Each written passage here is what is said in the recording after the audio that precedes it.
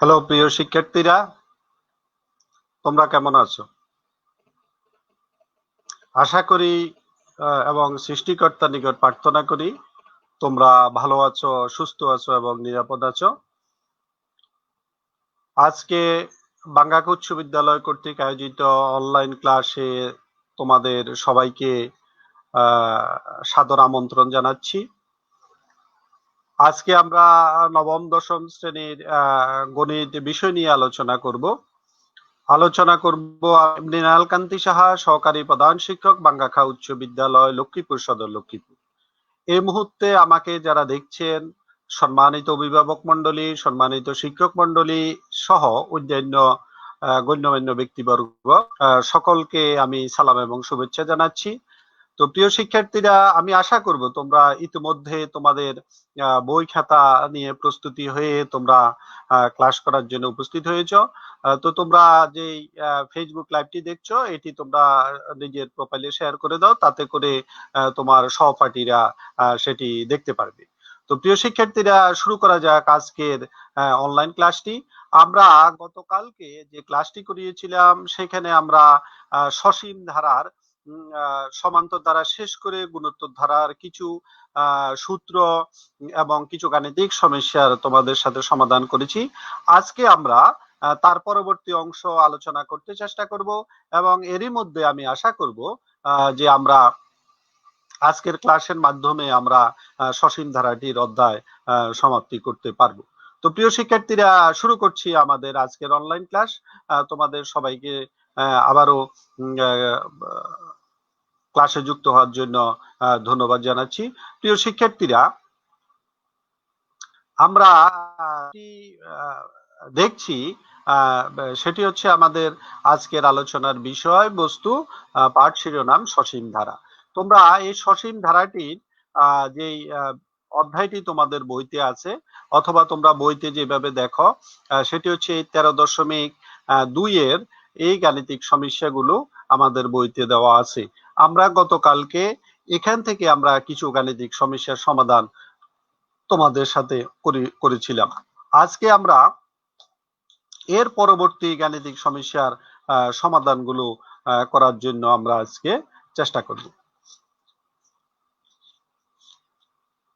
তো প্রিয় শিক্ষার্থীরা, তোমরা লক্ষ্য করো যে তোমাদের বইয়ের যে গাণিতিক সমস্যাগুলো আছে সেগুলো আমি অনেকাংশে করিয়েছি, আর বাকি যেগুলো আছে সেগুলো থেকে আমি তোমাদেরকে করানোর চেষ্টা করব।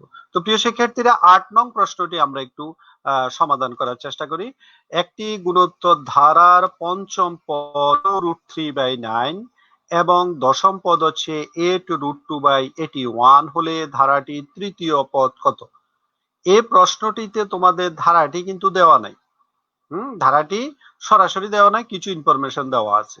তো আমরা তোমাদেরকে বলেছিলাম যে কোন ধারার অঙ্ক করতে গেলে কোন ধারা যদি দেওয়া নাও থাকে সরাসরি, আমরা কিন্তু ধরে নিতে হবে ধারাটির প্রথম পদ এবং সাধারণ অন্তর অথবা সাধারণ অনুপাত। যেহেতু এটি গুণোত্তর ধারা, আমরা সাধারণ অনুপাত লিখব। ধরি ধারাটির কি হয়ে গেল, ধরি ধারাটির প্রথম পদ, ধরি ধারাটির প্রথম পদ সমান এ। আমি সামনে লিখি, তোমরা পিছনে নিচে নিচে লিখতে চেষ্টা করবে। এবং সাধারণ অনুপাত, যেহেতু এটি গুণোত্তর ধারা, সাধারণ অনুপাত সমান আর। অনুপাত ও আকার আছে, অনুপাত সমান আর। সাধারণ অনুপাত হচ্ছে আর। তো আমরা জানি যে গুণোত্তর ধারার n-তম পদের সূত্র হচ্ছে r⁴n-1। আমরা সেটি লিখতে পারি যে গুণোত্তর ধারার n-তম পদের সূত্র হচ্ছে r⁴n-1। না লিখলেও সমস্যা নাই। আমরা এখন যে কাজটি করব সেটি হচ্ছে, এই যে বলা আছে একটি গুণোত্তর ধারার পঞ্চম পদ 2√3/9। তো আমরা এখানে লিখব প্রথম শর্তানুসারে, প্রথম শর্ত শর্তানুসারে। পঞ্চম পদ মানে কি? পঞ্চম পদ মানে কত হবে? a টু দি পাওয়ার কত হবে? a টু দি পাওয়ার 4 হবে। 5 - 1 মানে 4, a টু দি পাওয়ার 4 হবে। কেন 4 হবে a টু দি পাওয়ার? আমরা জানি যততম পদ বলবে আর এর মানটা তার চেয়ে 1 কম। a to the power 4 equal to আমরা লিখব 2√3/9। এটি হচ্ছে এক নং ইকুয়েশন। আচ্ছা, আমরা দ্বিতীয় শর্তানুসারে কি লিখব? সরি,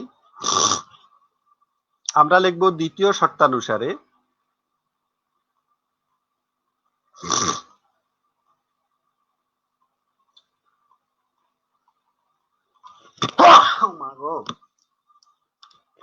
দ্বিতীয় শর্তানুসারে a টু দি পাওয়ার, দ্বিতীয় শর্তে আমাদেরকে যেটি বলেছে সেটি হলো দশম পদ। তাহলে দশম পদ হচ্ছে a টু দি পাওয়ার 9 সমান আমরা কত লিখব? দশম পদটি বলেছে 8√2/81, 8√2/81। এটি হচ্ছে আমার 2 নং সমীকরণ। তাহলে আমি এই দুইটা শর্ত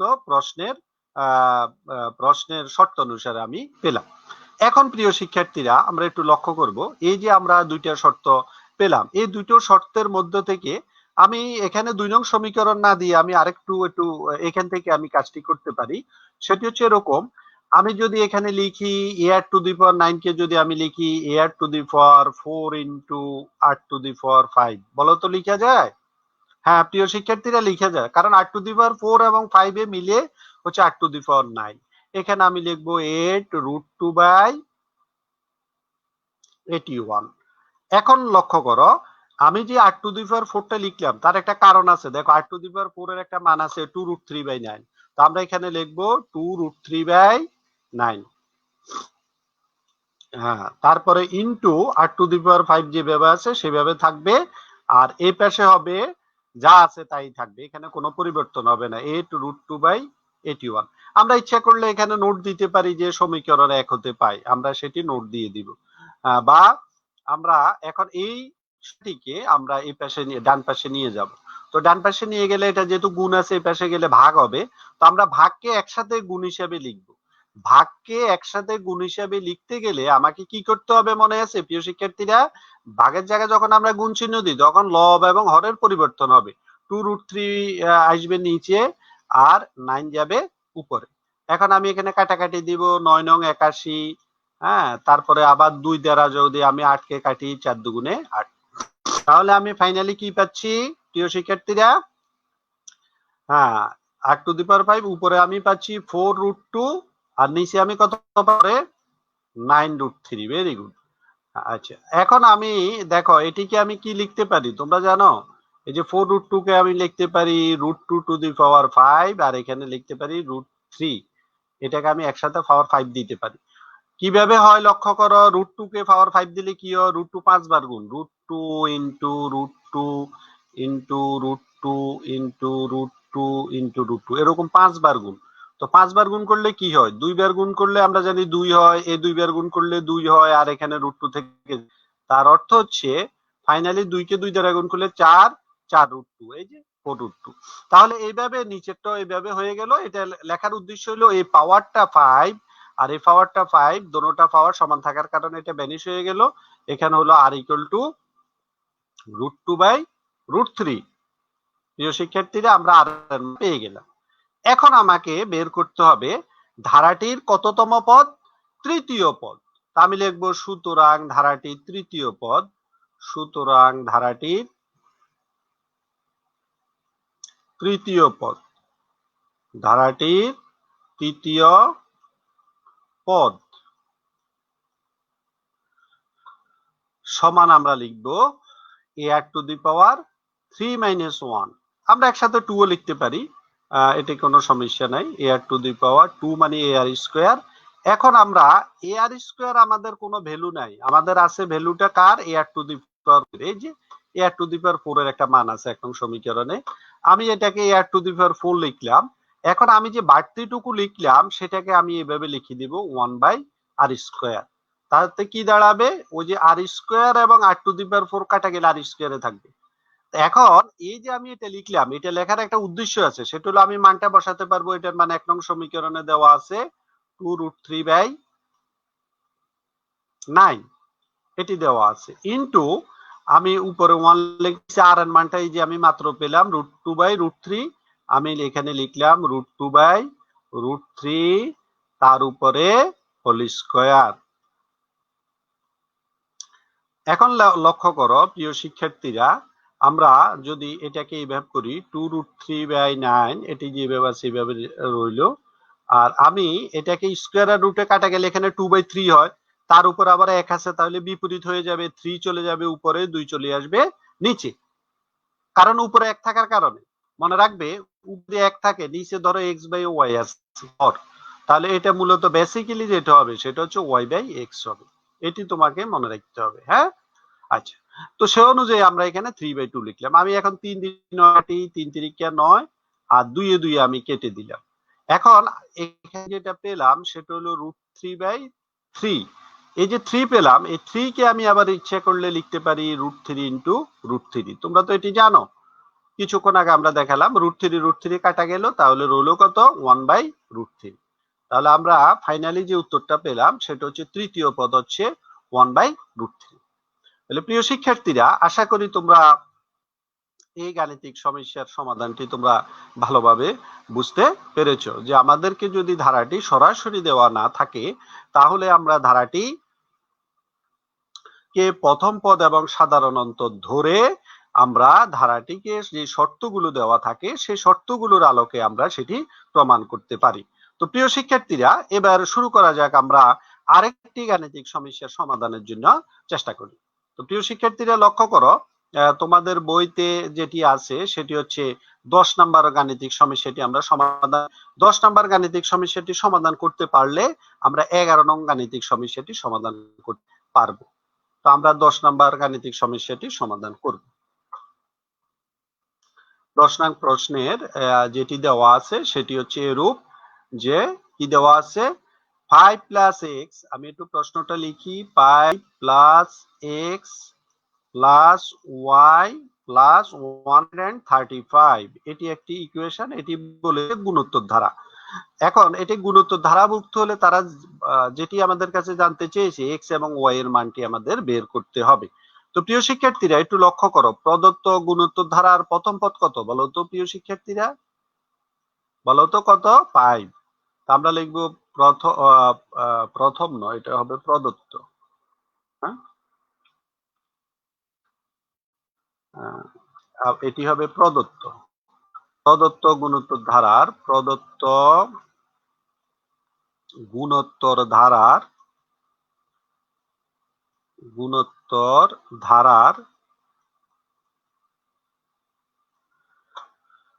ধারার প্রথম পদ সমান, প্রথম পদকে আমরা a দ্বারা প্রকাশ করতে পারি। প্রথম পদ a = কত দেওয়া আছে প্রিয় শিক্ষার্থীরা? হ্যাঁ, 5। এবং সাধারণ অনুপাত কত দেওয়া আছে? সাধারণ অনুপাতটা আমরা কিভাবে বের করি? এবং সাধারণ অনুপাত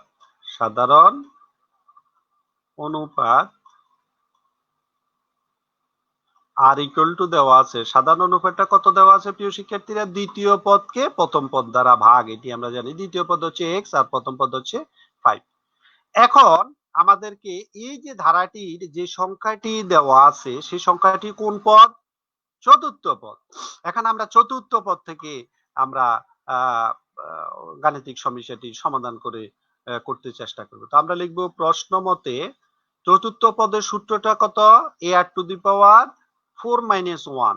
হ্যাঁ, এটি আমরা লিখলাম। লিখে চতুর্থ পদ আমরা কত পাইছি? কত দেওয়া আছে বইতে? 135। আমরা 135 লিখলাম।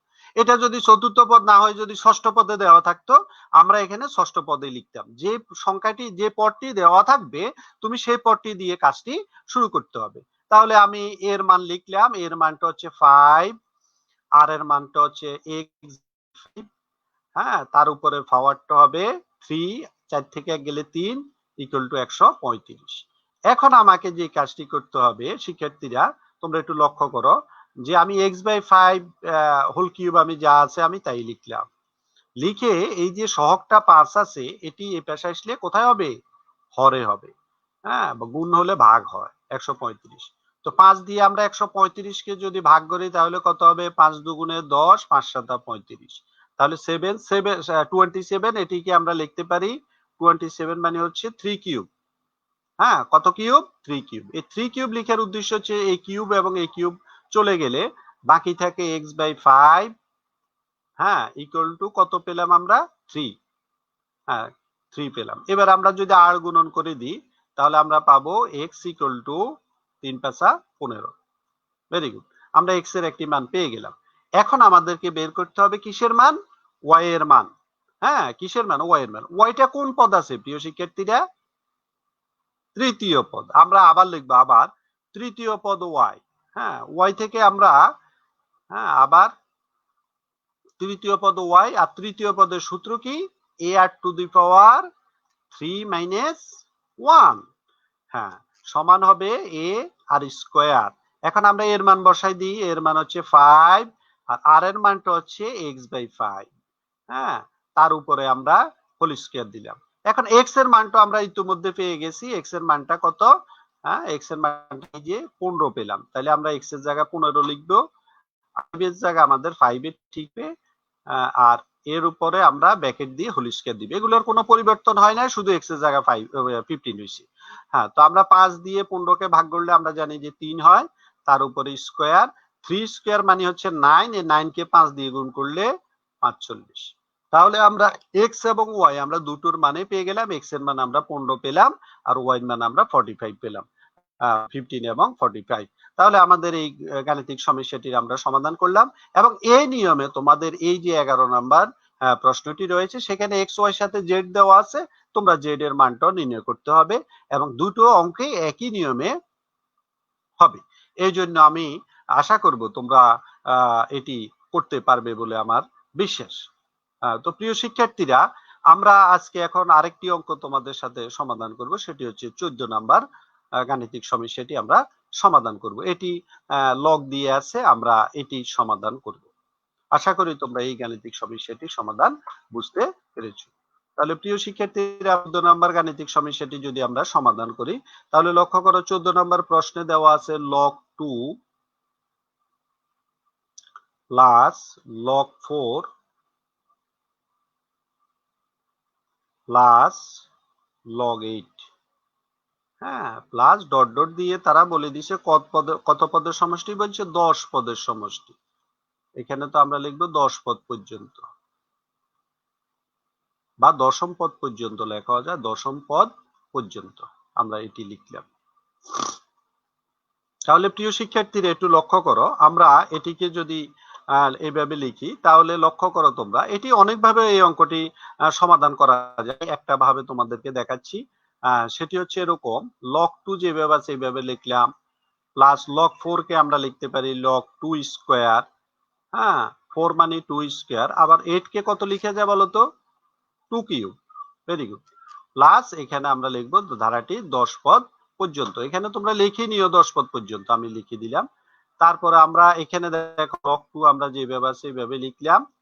তারপরে আমরা এই যে পাওয়ারটা এটা বামে চলে আসে, তোমাদেরকে লগের অঙ্ক যখন আমি করিয়েছিলাম সেখানে আমি বুঝিয়েছি। তাহলে এখানে হবে 3 log 2। এটি আমি তোমাদেরকে লগের সমস্যাগুলো যখন সমাধান করিয়েছিলাম তখন বুঝিয়েছিলাম। এটি 10 পদ পর্যন্ত। আচ্ছা, এখন লক্ষ্য করো প্রত্যেকটি পদেই কিন্তু log 2। তাহলে আমরা log 2 কমন নিতে পারি। কমন নিলে এখানে প্রথমে 1 থাকবে, পরে 2 থাকবে, পরে কত থাকবে, 3 থাকবে, এইভাবে। তাহলে লক্ষ্য করো প্রথম পদে যদি 1 থাকে, দ্বিতীয় পদে 2 থাকে, তৃতীয় পদে 3 থাকে, তাহলে দশম পদে কত থাকবে, 10। হ্যাঁ, তারপরে আমরা log 2 লিখলাম। এই এখন আমাদেরকে যেটি করতে হবে, এটি একটি স্বাভাবিক সংখ্যার যোগফলের সূত্র, ধারা। তো আমরা এটি গতকালকে আমরা শিখেছিলাম, সেটি হচ্ছে n ইন্টু n প্লাস 1/2। সূত্রটা হলো n ইন্টু n প্লাস 1/2। সেখানে n এর মান হচ্ছে 10, তাহলে আমরা এখানে লিখবো 10, তারপরে লিখবো 10 যোগ 1, হ্যাঁ, তারপরে নিচে লিখবো কত, 2। এটি হচ্ছে সূত্র। তারপর আমাদের এই পুরোটা সূত্র এটা হয়েছে, আর এখানে log 2 আমরা যেভাবে আছে এভাবে লিখব। এখন আমাদেরকে যে কাজটি করতে হবে সেটি হচ্ছে, আমরা উপরে দেখো 10 আর 1 11, 11কে 110 দিয়ে গুণ করলে হবে কত? 11কে 10 দিয়ে গুণ করলে কত হবে? 11কে 10 দিয়ে গুণ করলে 110। 110কে যদি আমরা 2 দিয়ে ভাগ করি তাহলে সেটা কত হবে? 55 হবে। এখানে আমরা 55 লিখে দিলাম। 55 লব 2। এটি উত্তর। এটি তোমরা ক্যালকুলেটর দিয়ে একবারে করতে পারো, অথবা 2 দিয়ে 10কে ভাগ করলে 5, 5 দিয়ে 11কে গুণ করলে 5 11 55। এটি আমরা উত্তর পেয়ে গেলাম। তাহলে আমাদের এই দেখো এই ছোট্ট একটি অঙ্ক, এটি লগের সাথে সম্পর্কিত একটা কথা সূত্র আছে এই কাজটা, আর বাকিটুকু আমরা করলাম। তাহলে 10 পদের সমষ্টি। এখন এখানে 10 পদ না বলে যদি তারা 23 পদও বলতো তাহলে আমরা এখানে 10-এর জায়গায় 23 হইতো, এই শুধু ব্যাসকমটা এখানে। তো তোমরা আশা করি এই গাণিতিক সমস্যাটির মতো করে তোমরা 15 নাম্বার গাণিতিক সমস্যাটিরও সমাধান করতে পারবে বলে আমি বিশ্বাস করি। এখন আমরা যে কাজটি করাবো তোমাদের সাথে সেটি হচ্ছে আমরা আরেকটি অঙ্ক করে তোমাদের সাথে আজকে শেষ দেওয়ার চেষ্টা করব। সেটি হচ্ছে 16 নাম্বার প্রশ্নটি আমরা সমাধান করতে চেষ্টা করব। প্রিয় শিক্ষার্থীরা, চলো শুরু করা যাক। আমরা 16 নাম্বার প্রশ্নটি সমাধান করছি। এখন 16 নাম্বার প্রশ্নে কি দেওয়া আছে প্রিয় শিক্ষার্থীরা? 16 নাম্বার প্রশ্নে দেওয়া আছে যে 2 + 4 + 8 + 16 প্লাস ডট ডট দিয়ে দেওয়া আছে ধারাটির n সংখ্যক পদের সমষ্টি বলছে। ধারাটির n সংখ্যক পদের সমষ্টি তারা বলে দিছে 254। n এর মান কত? হ্যাঁ, তা আমরা লিখবো প্রদত্ত, কি লিখবো?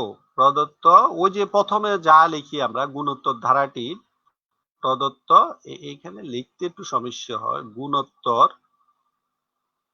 প্রদত্ত গুণোত্তর ধারাটির প্রথম পদ, ধারাটির প্রথম পদ কত? ইকুয়াল টু 2 এবং সাধারণ অনুপাত কত? এবং সাধারণ অনুপাত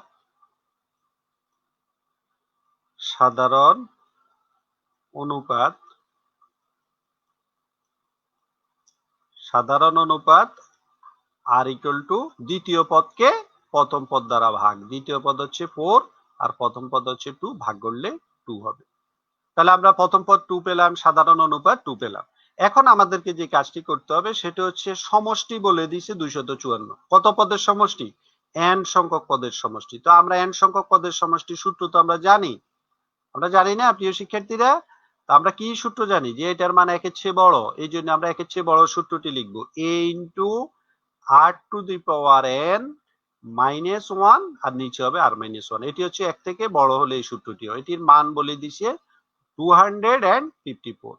আমরা সেটি লিখলাম, এটি প্রশ্ন মধ্যে আমরা লিখলাম। এখন আমরা এর মানটা বসাই দিব 2, আর এর মান আমাদের কাছে 2 আছে, তার উপরে পাওয়ার n, তারপর -1, আর এর মান হচ্ছে 2 - 1 = 254। আমরা সেটি লিখলাম। এখন দেখো আমরা এই দুইটাকে এটা নিচে নিয়ে আসবো, আর 2 এর থেকে 1 গেলে 1, নিচে আর হরে কিছু থাকে না, তাহলে উপরে থাকে 2n - 1, আর নিচে আমরা যে ডান পাশে করবো, বাম পাশে 2টা নিচে চলে আসবে, আর উপরে 254 হবে। 2 দিয়ে 254 কে ভাগ করলে 2 কে 2, 2 দুগুণে 4, 7 দুগুণে 14, 127।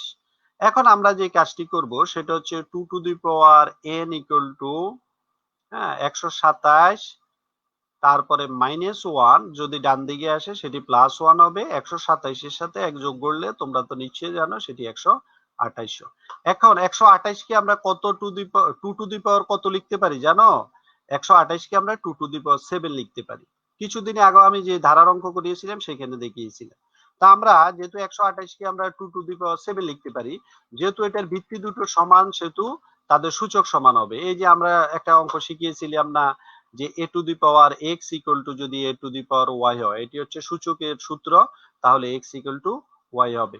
তো সেই ক্ষেত্রে আমরা এইভাবে লিখতে পারি, সুতরাং n = 7। তার অর্থ হচ্ছে আমরা যে নির্ণয় n এর মানটি আমাদেরকে নির্ণয় করতে বলছে সেটি আমরা 7 পেয়ে গেলাম। তো আমরা এখানে লিখতে পারি নির্ণয় n এর মান 7। এটি আমরা উত্তর পেয়ে গেলাম। দেখো কত সহজ একটি সূত্র। এই সূত্রটি জানলেই তুমি কেবলমাত্র এই অঙ্কটি করাটা তোমার পক্ষে সহজ হবে। তো প্রিয় শিক্ষার্থীরা, আমি আশা করি তোমরা বিষয়গুলো ভালোভাবে বুঝতে পেরেছো এবং এই চ্যাপ্টারের বাকি অঙ্কগুলো তোমরা নিজেরা অবশ্যই বাকি যেগুলো আছে, আমি যেগুলো মাঝে মাঝে তোমাদেরকে বাড়ির কাজ বলেছি সেগুলো সহ তোমরা বাকি কাজগুলো করবে এবং আমি আশা করি তোমরা সেগুলো অবশ্যই করতে পারবে বলে আমি বিশ্বাস করি। তো প্রিয় শিক্ষার্থীরা, আজকের এই ক্লাসের মাধ্যমে আমরা যেটি শিখতে চেয়েছি এবং শিখতে পেরেছি সেটি হচ্ছে, আমরা গুণোত্তর ধারার যদি ধারাটি আমাদেরকে দেওয়া না থাকে, কোন প্রকার শর্ত সাপেক্ষে দেওয়া থাকে, সেক্ষেত্রে আমরা ধারাটির প্রথম পদ এবং সাধারণ অন্তর অথবা সাধারণ অনুপাতটি আমরা মানে ধরে নিব। ধরে নেওয়ার পর আমাদেরকে যে শর্তগুলো দেওয়া থাকে সে শর্তের আলোকে আমরা কিছু সমীকরণ তৈরি করব। সমীকরণগুলোকে সমাধান নিয়ে আমরা তারপরে আমাদের কাঙ্ক্ষিত রেজাল্টে চলে যাব। আর এখানে আমাদেরকে সর্বশেষ যে গাণিতিক সমস্যাটি দিয়েছে, সেখানে আমরা দেখেছি একটি ধারার সমষ্টি দেওয়া আছে, n পদের সমষ্টি, এবং n পদের সমষ্টিটা কত সেটা বলে দিয়েছে। আমাদেরকে ধারাটি উল্লেখ করে দিয়েছে। যখনই ধারাটি উল্লেখ করে দিবে তখনও তোমাকে প্রথম পদ এবং সাধারণ অনুপাত বের করে নিতে হবে। বের করার পর ওই সূত্রের মধ্যে মানগুলো বসিয়ে দিয়ে আমরা সহজে উত্তরটা পেতে পারি। তো প্রিয় শিক্ষার্থীরা, আশা করি তোমরা বাকি সমস্যাগুলো সমাধান করবে। তো আজকের ক্লাস আমি এখানে রাখবো। বলবো যে তোমরা ভালোভাবে, সুস্থভাবে, নিরাপদভাবে বাড়িতে অবস্থান করবে, নিজে ভালো থাকবে, অপরজনকে ভালো রাখার সুযোগ করে দিবে এবং বাড়িতে এই করোনা মহামারীর সময়ে যেহেতু তোমরা বেশি সময়ে বাড়িতে অবস্থান করছো, সেহেতু তোমরা এখন সবচেয়ে বেশি পড়ালেখার সুযোগ পাচ্ছ। এই সুযোগটুকু তোমরা কাজে লাগিয়ে তোমাদের শিক্ষণটাকে আরো দৃঢ় থেকে দৃঢ়তর করবে, এই আশা এবং প্রত্যয় ব্যক্ত করে আমাকে যারা দেখছেন সকলের প্রতি কৃতজ্ঞতা জানিয়ে এখানে ক্লাস শেষ করছি। আগামী দিনে, আগামী কোনো এক সময় বা আগামী কালকে বা তারপরের দিন আমি যেহেতু প্রতিদিনের ক্লাস নিচ্ছি, তোমাদের হয়তো অন্য কোনো ক্লাসের অন্য কোনো বিষয়, অন্য কোনো টপিকস নিয়ে তোমাদের সাথে আমি হাজির হব এবং সেই ক্লাস দেখার আমন্ত্রণ জানিয়ে আজকের মতো এখানে শেষ করছি। খোদা হাফেজ, ভালো থাকো, সুস্থ থাকো এবং নিরাপদে থাকো। Good bye.